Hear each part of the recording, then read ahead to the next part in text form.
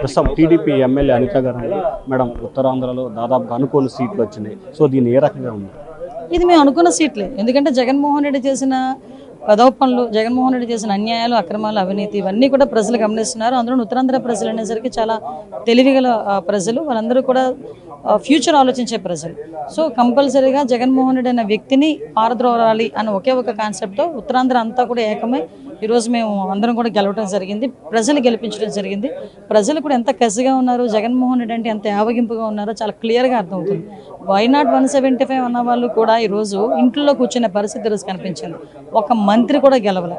అంటే ఈరోజు ప్రజల్లో వ్యతిరేకత ఎంతవరకు ఉందో జగన్మోహన్ రెడ్డి మీద అర్థమవుతుంది. అట్ ద సేమ్ టైం ఈరోజు మమ్మల్ని నమ్మి గెలిపించినందుకు ప్రత్యేకంగా ప్రజలందరికీ ధన్యవాదాలు తెలియజేసుకోవడంతో పాటు మాకున్న బాధ్యతను కూడా మేము గుర్తిరిగి ఫ్యూచర్లో పనిచేస్తామని చెప్పి ప్రధానంగా మాజీ మంత్రి రోజా కానీ లేకపోతే నాని కానీ చాలా అసభ్యకరమైన వ్యాఖ్యలు చేశారు. సో వాటికి ఎటువంటి ట్రీట్మెంట్ ఉంది? అసలు వాళ్ళ గురించి ఈ టైంలో మాట్లాడుకోకపోవడమే మంచిది. ఎందుకంటే కొంతమంది గురించి మాట్లాడుకుని మా మూడ్ చెడగొట్టుకునే పరిస్థితి కాదు. వాళ్ళకి సిగ్గుపడాలి. నిజంగా కరెక్ట్గా చెప్పాలంటే ఈ ఓటమే వాళ్ళకి లాగి పెట్టి చంపదెబ్బ కొట్టినట్టు. ఈ ఓటమే అంటే ఇదే కొడాలని మేము ఎలా పంపించేస్తాం అలా పంపించేస్తాం పెద్ద మనిషి కౌంటింగ్ సెంటర్ నుంచి అతనే ఫస్ట్ వెళ్ళిపోయిన మనిషి. ఈరోజు చంద్రబాబు నాయుడు గారు గెలిస్తే కుప్పంలో నేను ఇంటి ముందు కూర్చొని చెప్పులు తుడుస్తానన్న కొడాలని ఈరోజు చంద్రబాబు నాయుడు గారు చెప్పులు మనల్ని పంపించమంటాడో లేకపోతే ఆయన వచ్చి తీసుకెళ్తాడో ఆయనే అనుకోవాలి. సో ఇలాంటివన్నీ ఉన్నాయి. ఓవరాల్గా వాట్ ఎవర్ ఇట్ మేబీ వాళ్ళు ఓటమి దాంట్లో ఉన్నారు, మేము గెలుపు ఆనందంలో మేము ఉన్నాం. డెఫినెట్గా ప్రజలు మాకు ఇచ్చిన మ్యాండేటరీని మేము కంపల్సరీ పూర్తి చేయాలి కాబట్టి మేము దాని మీద దృష్టి పెడతాం. ఎవరిని టార్గెట్ చేసుకున్నప్పుడు నేను పోయినంత మాత్రాన నన్ను టార్గెట్ చేస్తే వైఎస్ఆర్ కాంగ్రెస్ పార్టీ ఏం ఆగదో, జగన్మోహన్ రెడ్డి గారు ఇంటికి కూడా వీళ్ళు ఏం పీకలేరు. నన్ను కాదు జగన్మోహన్ రెడ్డి గారినే టార్గెట్ చేస్తారు.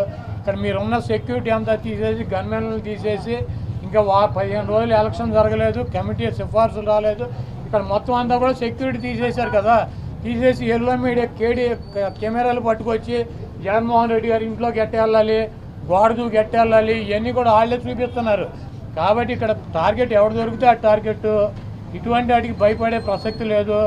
ఎవడెవడికి టార్గెట్, ఎవడెవడి చేతులు ఏం రాసి ఉందో అవన్నీ పైన ఉన్నటువంటి భగవంతుడు నిర్ణయిస్తాడు. ఎవరి టార్గెట్లు ఎవరికి ఏమవుతుందో చూద్దాం రాబోయే రోజుల్లో. అదేవిధంగా ఋషికొండలో కట్టినటువంటి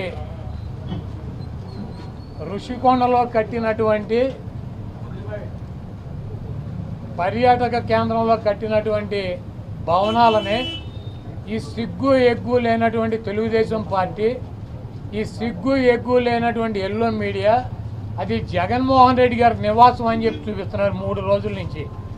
వెళ్ళి జగన్మోహన్ రెడ్డి గారు అక్కడ నివాసం ఉన్నాడా?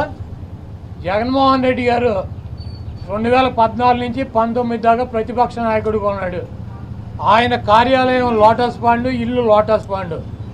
ఆయన లోటస్ పాండ్ హైదరాబాద్ నుంచే ప్రతిపక్ష నాయకుడికి ఉన్న 5 సంవత్సరాలు నడిపాడు.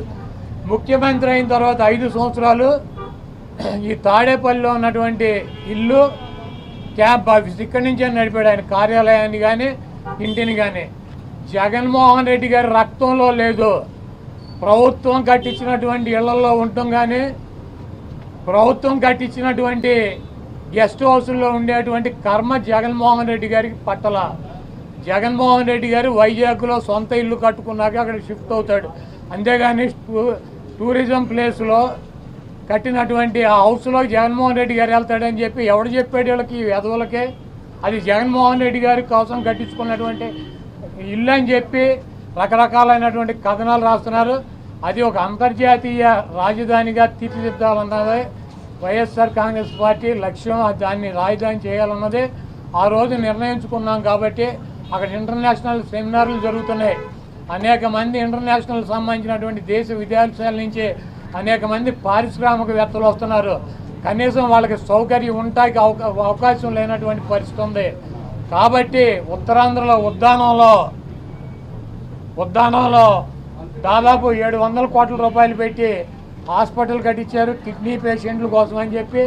అదేవిధంగా విజయనగరం కావచ్చు లేదా పార్వతీపురం కావచ్చు, ఉత్తరాంధ్రలోనే 650 కోట్ల రూపాయలు పెట్టి ఒక్కొక్క మెడికల్ కాలేజీ కట్టించారు. అదేవిధంగా టూరిజం ప్లేస్లో అంతర్జాతీయ సంస్థలు కానీ వ్యక్తులు కానీ వచ్చినప్పుడు అక్కడ ఒక విధిని ఉండాలని చెప్పి ఒక మంచి భవనాన్ని నిర్మిస్తే 7 బిల్డింగ్లు అయ్యి, ఒక బిల్డింగ్ కాదు 7 బిల్డింగుల్లో జగన్మోహన్ రెడ్డి గారు ఉండరు. 7 బిల్డింగులు కట్టారు. ఆ 7 బిల్డింగుల్లో 7 బ్లాకుల్ని చూపించేది జగన్మోహన్ రెడ్డి గారు 450 కోట్ల రూపాయలు పెట్టి ఇల్లు కట్టుకున్నారని చెప్పి ఈ దుర్మార్గమైనటువంటి ప్రచారం చేస్తున్నారు.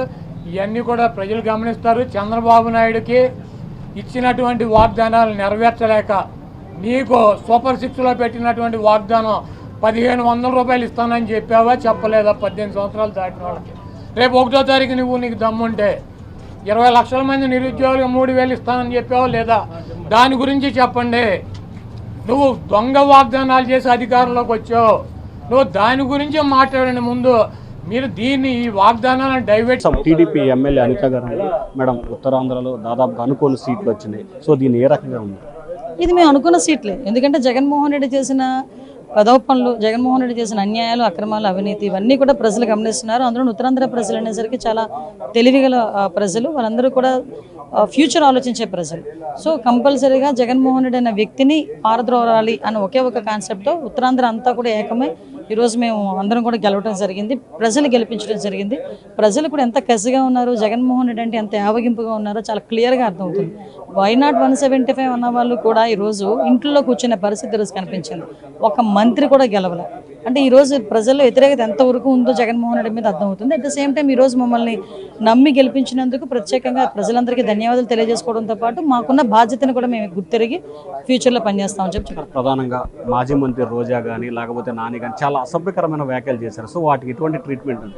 అసలు వాళ్ళ గురించి ఈ టైంలో మాట్లాడుకోకపోవడమే మంచిది. ఎందుకంటే కొంతమంది గురించి మాట్లాడుకుని మా మూడ్ చెడగొట్టుకునే పరిస్థితి కాదు. వాళ్ళకి సిగ్గుపడాలి.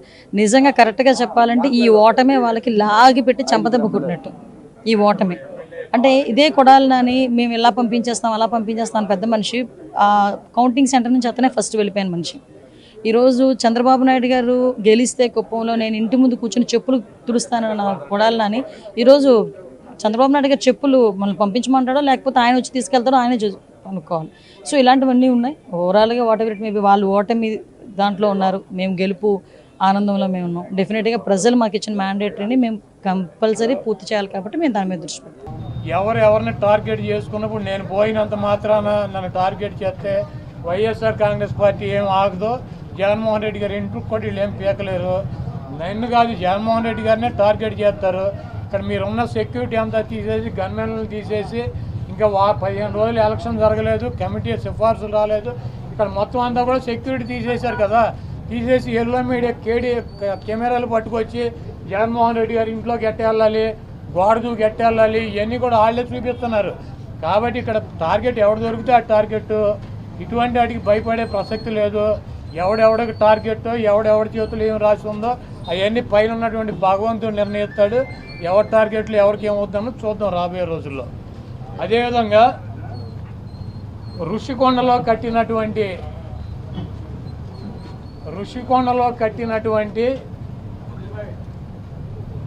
పర్యాటక కేంద్రంలో కట్టినటువంటి భవనాలనే ఈ సిగ్గు ఎగ్గు లేనటువంటి తెలుగుదేశం పార్టీ, ఈ సిగ్గు ఎగ్గు లేనటువంటి ఎల్లో మీడియా అది జగన్మోహన్ రెడ్డి గారి నివాసం అని చెప్పి చూపిస్తున్నారు 3 రోజుల నుంచి.